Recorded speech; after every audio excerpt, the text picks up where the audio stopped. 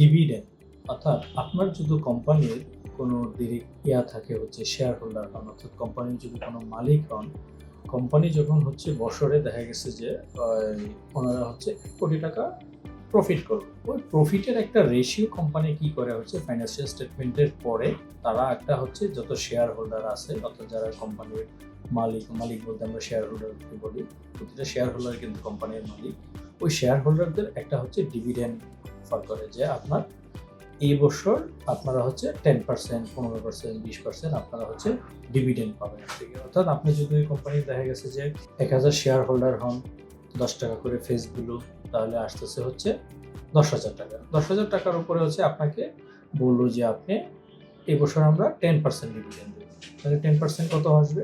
1,000 টাকা।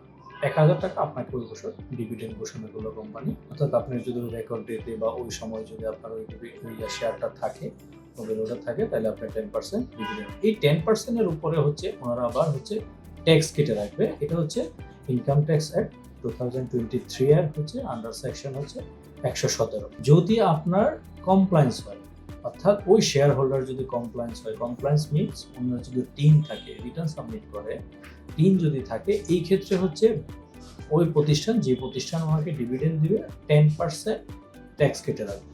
কত? 10%। অর্থাৎ আপনি 1,000 টাকা যদি ডিভিডেন্ড পান, 10% কেটে রেখে বাকি টাকা, অর্থাৎ 1,000 টাকা 10% হচ্ছে 100 টাকা। 100 টাকা কেটে রেখে 900 টাকা আপনাকে প্রদান করবে। আর যদি আপনার টিম না থাকে, এই ক্ষেত্রে আপনার ট্যাক্স কেটে রাখবে হচ্ছে 15%।